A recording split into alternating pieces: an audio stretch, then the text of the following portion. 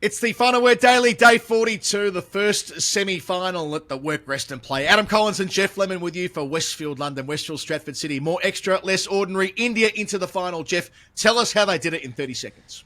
India sequenced the batting to perfection. Rohit Sharma explosion off the top. Shubman Gill picks up the baton, and then it's time for Kohli to do what he does, make hundreds and be told that he's amazing. He does that. 50 of them he's got in one-day cricket. Broke a record. You may not have heard of it. It's pretty niche. Shreyas Iyer makes a ton as well. They end up with 397. That's going to be enough against New Zealand, and it is, even though there's a partnership of 181 between Daryl Mitchell and Kane Williamson. Mitchell makes 134, does his best, but he can't plonk them frequently enough into the stands, although he plonks plenty of them. Mohammed Shami ends up with 7 wickets, even though India were scared for a minute they were going to lose that game. Don't know how. They won it by about 70 runs. They won it by exactly 70 runs. New Zealand all out in the 49th over for 327, despite the efforts of Daryl Mitchell, 134. What an individual performance it was. And yeah, just wanted to start at the end before we go back to the excitement of earlier with Kohli and so on. When Mitchell and Williamson's partnership ended, they still had 179 runs to get. You know what I mean? Like, I think it was overdone and overplayed the extent to which India were in trouble. They still needed to go at 11s, I think. And truth told, Williamson and Latham getting out in the space of a couple of deliveries, when they did, with 19 overs to go, was actually to the advantage of the Black Caps. Their only viable route to victory was Glenn Phillips getting on one, because Daryl Mitchell was cramping up and so on, and it didn't feel like he was going to do something Maxwellian. He's not that kind of player. And it doesn't work, and that's fine. But, you know, India really had this game won when Shami nicked off both of the openers early on. That's when the bulk of the heavy lifting was done, because it had to be Conway and Ravindra laying a big platform and then giving some flexibility to the bigger hitters down the list. So, you know, they really have done this easy, even though there were moments, certainly on commentary, some of our colleagues, Jeff, who were working on the telly, were seemingly feeling the pinch. They thought India were going to get rolled there, but it was never really going to happen. No, I mean, I guess you have to pump it up, right? Your job is to pump it up, and there was a bit of that feeling. Right? There's that feeling when there's a big partnership, it goes past 100, it goes past 150, and you think, well, hang on, these guys are batting really well here. Daryl Mitchell, he's striking, particularly those hits straight down the ground, where he hit Shami for sixes, he hit Bumrah for sixes. He wasn't respecting the name on the scoreboard. He was taking him on, not often, but just often enough. And Williamson was doing what he does and ticking along at about a run a ball, and that is a great partnership in any one-day international, except one where you're chasing 400, because it's still not enough. You're still not pushing quickly enough, and they were still leaving a fair bit to do. And it's really at the point where Williamson tries to up the tempo. He plays that one pull shot that he edges over the keeper for 6 off Siraj, which must have come off the fattest part of the edge. It was the most middled top edge I've ever seen. It went over the sight screen behind the keeper's head, which was extraordinary, but that was an accident. And it's when he plays that one, he's got that kind of pickup shot over deep square leg. Remember him playing it in that 100 he made against West Indies in the previous World Cup, for instance, or there might have been a South Africa game as well, where he goes over sort of deep backward square leg, and he plays that one, gets almost all of it, and gets caught just inside the boundary, out for a nice 69, and that's that's the end of the partnership. But like you say, that's the thing that opens the possibility that either Phillips or Chapman, the guys who can score at a strike rate of 140, 150 instead of 95 to 105, are the ones who could come in and finish that off, because that was the only way. I agreed with you at the time. I thought it was the only way it was going to happen, and they were lucky Latham got out second ball, honestly, because I don't know what he was doing coming in at that point in the order. Yeah, I've got to say, I think it's, in hindsight, a big blunder that Jimmy Neesham wasn't picked for this side towards the pointy end. He made 50 or 30 odd in the game against Australia when they were chasing a similar tally to this. I think it was about 390, Jeff, possibly, something like that. Yeah, 389. And Neesham's got that muscle memory of being able to go at a higher strike rate. And I know Latham's been the acting captain. He's led the side more than Williamson has. And I know he's the wicket keeper. I know it's not perfect, but I would have found room for Neesham today. Yeah, and look, Chapman, they've had that Chapman or Neesham thing the whole way through, because they like the adaptability Chapman has against spin, and he tried that. He was on hiding to nothing when he came in with about 7 overs to go. Big slog sweep out to deep backward square leg, but there was a catcher in the rye, and he was out. So yeah, look, it didn't come off for Chapman, but really it wasn't likely to. And like you say, New Zealand was so far behind the rate by that stage, it was near on impossible, even though Mitchell kept doing what he was doing. And India bowled bloody well at that point as well. So when Phillips comes in and they have to go, right, that is when New Zealand have to go.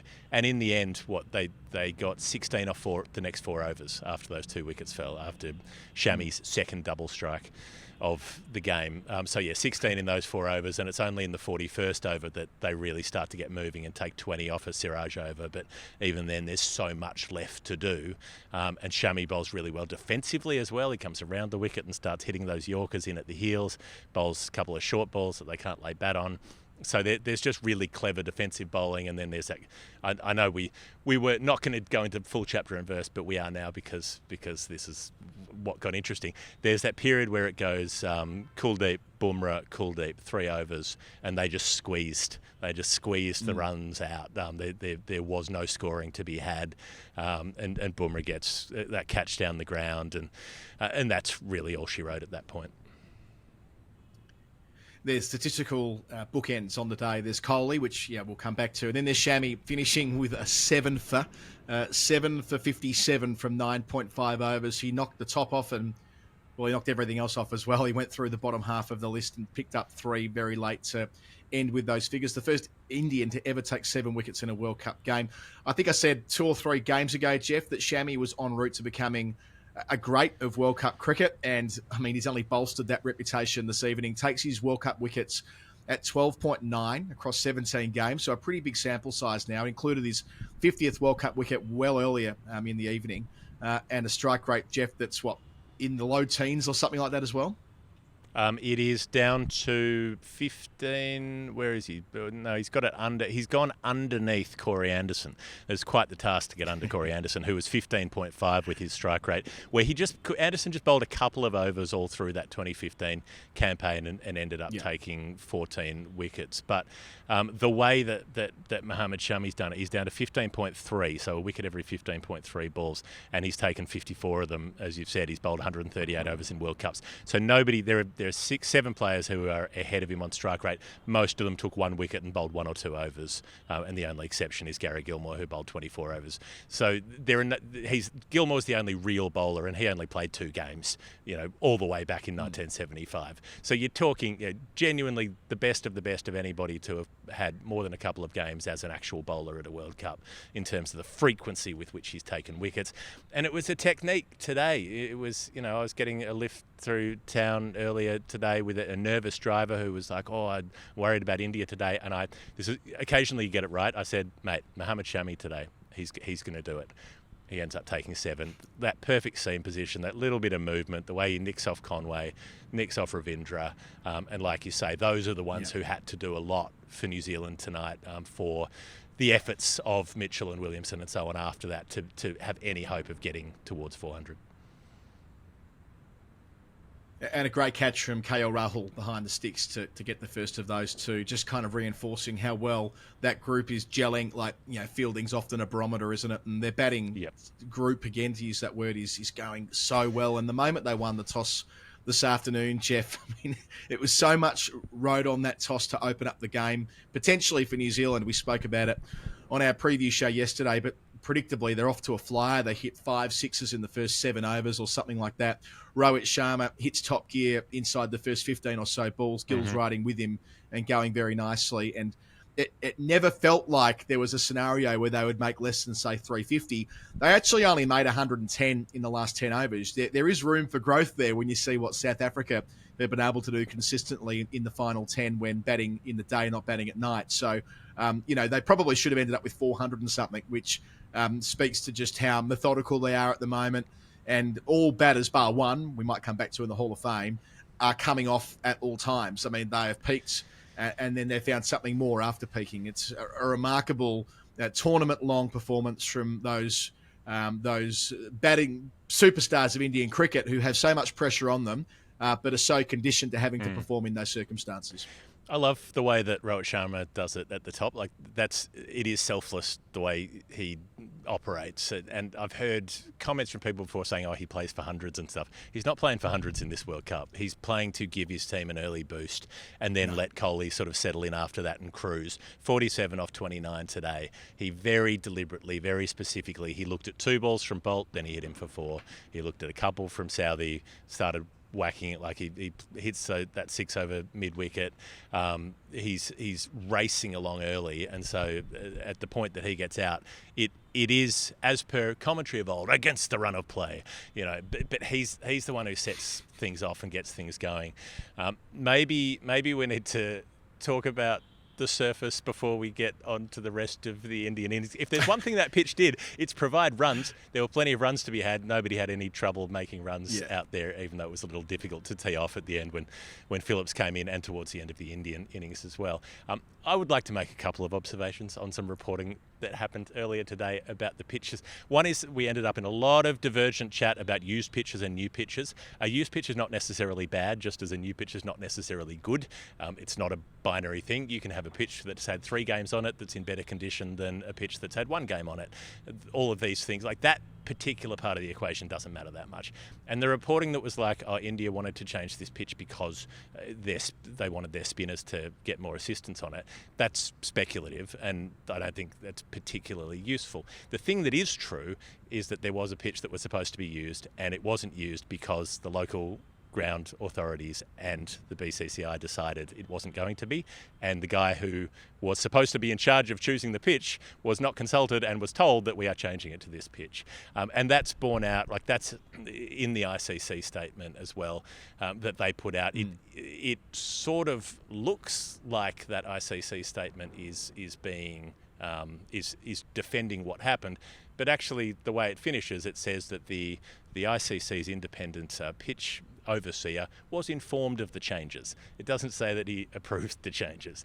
And that is the bit that's bullshit. You can't be going around just arbitrarily making these decisions as the home body, because it's an ICC tournament. Like, there are rules in place for a reason. And there was reporting from local journalists as well. So a lot of what people were complaining about was that this reporting was coming from English journalists. That's terrible. That can't happen. There was reporting from local journalists as well that directions had come from the Indian team camp to cut the grass on the pitch that they were using and to trim all that grass down. Again, it's not a home test match. You can't have the home team deciding what the conditions are going to be, and yet totally shameless, they just did it anyway. I don't think it affected the result, but I do think it shows a complete contempt from the BCCI for every other team that plays cricket and every other team at this World Cup. Yeah, it's an emblem, right? It's an emblem of what this tournament is. It's a tournament where, administratively at least, it's the BCCIs and the ICCs in name only. We've been saying this for months, well before the tournament started. And that statement, we've taken the piss out of the ICC comms team, not them directly, but some of the statements they've had to write about NFT sponsorships and all other rubbish.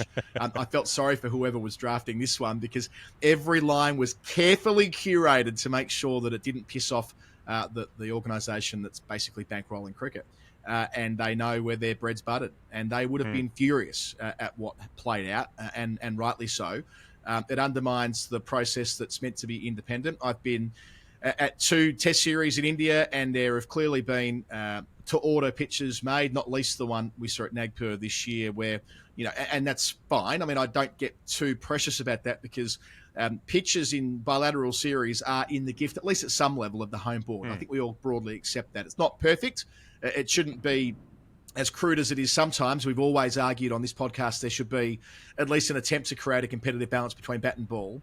And when that goes wrong, it can make for lesser test cricket. But in an ICC event, there's no room for that kind of subjectivity from the local curators and indeed the team or the organisation who are playing in the final today, even if it is being hosted by India. So, it's had no effect on the game at all, but it deserves scrutiny, and it's something that should be reflected upon. It won't be.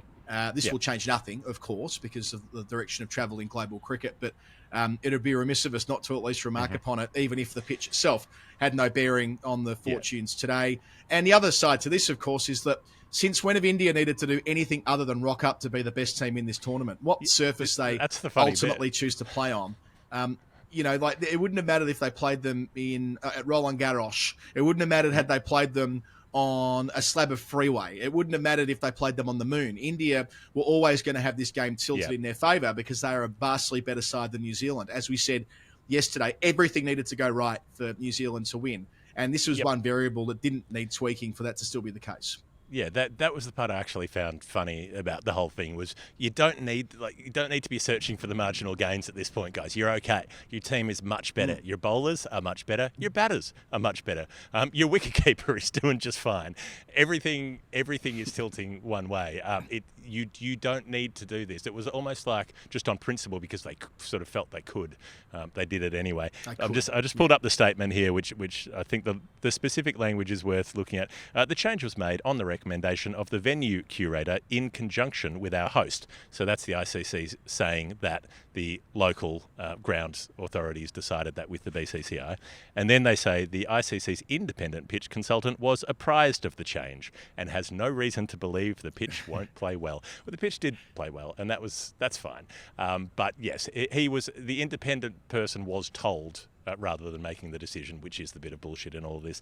But anyway, that's where it left us, and it left us with India making a shitload of runs and then New Zealand making a shitload of runs. And it had to be Kohli, it had to be Mumbai, it had to be in front of Sachin, it had to be in front of the statue, it had to be the 50th one-day international century, breaking that record at the same time as he goes past Sachin's record for the most runs in a World Cup as well. And I'm pretty sure he would have gone past Ricky Ponting on the all-time World Cup runs list today as well, or he'd be very close to Ponting anyway, with only Tendulkar ahead of him, Kohli. And he just did it in that typical Kohli style, kind of cruised to a 50, upped the tempo for a bit there, hit 24 in 14 balls at one stage, and then settled into it again as he moved into the 80s, got from 84 to 98 in singles and then hit a 2 to bring up his 100 and still did it in a quick enough time and had the platform that let Shreyas Iyer be more aggressive at the other end and make a more dynamic 100 off 70 balls, and then KL Rahul to smash a few late after Shubman Gill had retired hurt. And has there been any news through on that? Was it just cramps, or was there something else at play? Yeah. I mean, Gill came out to bat in the final over. There's no injury beyond the fact that he was cramping up, and that's been a feature of batting in the afternoon at Mumbai for batters through the tournament where it's been a bit warmer. But like the way I saw the first innings, it reminded me a lot of the semi-final that England played at Edgbaston 4 years ago, which has been referred to as the perfect day. Like when India were batting, like it was almost a replica of what they did against the Dutch, except this isn't the side that's ranked bottom of the pile. This is a semi-final in a World Cup. They hit 19 sixes. That's the most sixes they've ever hit in a World Cup before. Kohli goes on to break that record. As you say, Sachin Tendulkar sitting next to Jay Shah. Kohli bows to possibly them, when that milestone's raised. He speaks glowingly of Tendulkar in the middle of the match as well, and that's what Kohli's been so humble, I suppose, in a way, about through the tournament, is showing deference to Tendulkar and what 49 and 50 ultimately meant to him. And we've barely ever mentioned Shreyas Iyer. He's hit a 67 baller or something like that today. I think it was 67 balls to raise three figures, back-to-back hundreds. Only the third time that's happened for India in World Cup cricket. And because of what Kohli did, it liberated Shreyas. It meant that KL Rahul could pick up doing what he's done so well in the second half of the tournament and really put the foot down in the back 10. So Kohli is the glue. Kohli is in T20 speak the anchor, but it doesn't matter that he's going at a lower strike rate than the others because everyone around him is batting at 120 and above. So Kohli going at a strike rate of like 95 to 100 works perfectly fine so long as they're batting first. The difference will be if they're chasing, and of course he's one of the great chasers, if not the greatest chaser ever. I'm not diminishing what he does like that, but they've batted first now so many times in a row that it might require a gear shift. If, say, South Africa walk out and make 370, then he won't be able to play in quite the same way because the scoreboard pressure affects and the required run rate and all the rest of it has more of an effect than it does when you're batting first. It's like I said on the preview show, the one thing India haven't done in this World Cup is chase a big score. And if they had a 340 chase under their belt, then you would have seen how they went about doing that. But Kohli in those chases does have the ability to up the tempo significantly and does that in T20 cricket all the time. He just hasn't had to do it recently. But it's the consistency that is incredible to me. The way that he just rolls up and just keeps churning out runs and big runs. He's made big half centuries. He could have had 3 other hundreds in this World Cup if things had gone slightly differently towards the back end of innings. The couple of chases that he marshalled against New Zealand and Bangladesh were done in an absolute stroll. And the fact that he went 3 years without 100 and then he's just been cranking them out like this. He's up to 80 international tons. I remember looking at it when he was on about 20 one-day centuries. That's when I thought he could get 50. He could break Tendulkar's record, and he's done it with potentially years to spare. He might play another World Cup. He might just say, oh well, I'll just go around for another 4 years. The way things are going at the moment, or he might just win this one and decide it's the right time to bow out. I don't know, but he's such a driven, competitive animal that I don't know whether he could pull a pin if he had the opportunity to keep going. Like, I'm sure he's got the idea of the 100 hundreds is now close enough that it's going to keep him going, I think, in all formats, because he'll look at 50 over cricket as it's his perfect format. It's the one where he's most likely to be able to churn ton after ton, and see if he can get another 10 of them, say, in the next 2 years, and then top that up with whatever he can get in Test cricket and push for the line. I reckon if the 100 hundreds wasn't there, he'd retire after this tournament. So long as they win on Sunday, and look, they will, barring anything wild from here. They're going doesn't matter. Doesn't matter what happens. It's the perfect place to. No, it doesn't really at all. Again, it's the same thing, isn't it? South Africa or Australia, we need to bat first. We'll do this all again in the final preview show. I don't want to sort of give away the surprise here, but there's only one way that either of those two teams can win as well. But statistically, it's an enormous career. Like the way he's done it. So quickly, getting to that mark, compared to all of these greats of the game who've ended up at sort of between 20 and 40, I think is where Sangakkara cuts out at. They've all batted in the top 3 as well. It's not unusual for a player who bats in the top 3 in a lot of one-day internationals to make a lot of centuries, but to get to 50 in 280 knocks or whatever it is, it's ridiculous. And it looks like every innings he plays simply starts from the previous one. There's no adjustment period. He's in such a groove at the moment. And, the only thing missing today was, I know, Jeff, a decade ago when Sachin played his final test match on this ground, there was meant to be the rose petal drop and all the rest of it. Yep. That's the one thing that I was hoping would happen today, some grand gesture when he reached 3 figures, which seemed inevitable from the moment he walked down those famous stairs. And other than the fact that it was Tendulkar sitting next to Jay Shah and David Beckham, I think sitting with his wife, wasn't it? We might talk about Becks again in the Hall of Fame. Other than all of that, he was allowed to kind of get on with it, complete his innings, and say some nice things after the completion of the first innings. Well, that seems like a good time to go to the Final Word Hall of Fame. The Hall of Fame, where we pick our most final word moments of the day. It's brought to you, Adam, by Westfield London and Westfield Stratford City. We got 2 sets of copy today, one for a New Zealand win, one for an India win. Safe to say we thought it much more likely we'd be reading the India one, and here we are. Yes. Yeah, I thought if New Zealand were to win, I would have read the Indian one anyway, just to mix things up. But no, look, there's no place like home, Jeff. And if you want to adapt the conditions in your home to be exactly what you want, then there's no better place to do that than the home quarter at Westfield London. Whether you're looking for new crockery and furnishings, or you're happy to continue to use things you've used previously and want to tart it up for the festive season, such an Australian term, isn't it? Tart it up. There are enough options to fill every empty seat in Modi Stadium. At Snug, Europe's first sofa in a box company, sofa in a box, breeding in a box, you'll find stylish Scandi couches that you can put together in less time than it takes to fix a broken helmet strap. I like the way that Snug thinks. Or if today's game has given you a hankering for some home cooking, you'll find everything you need to prepare the finest festive feast this side of Bob Cratchit's house at Pro Cook at the newly opened Karacha. Bloody hell, that is good stuff. I've been intentionally not reading these till as live from Sheehan at Westfield that sends these through, and he's gotten progressively better through the tournament. Where else would you want to be ahead of Christmas? In the home quarter at Westfield London or Westfield Stratford City, more extra, less ordinary. Jeff, any further thoughts before we move into the Hall of Fame? Well, I want to go straight into the Hall of Fame because I've got to start with a couple of bits of fielding, and I'm sure you noted at least one of these as well. Jasprit Bumrah throwing down the stumps that had already been thrown down, the throw coming in from the deep at long on when Glenn Phillips is firmly in, hits the stumps, ricochets off, they go for an overthrow. Bumrah, the bowler, who's standing next to the stumps and has watched it happen, runs away, picks up the ball, turns around and pings the stumps down. Only problem is the bails have already been knocked off. Throw it to the other end or run in and do the spear thing and It was pull a it great out. throw.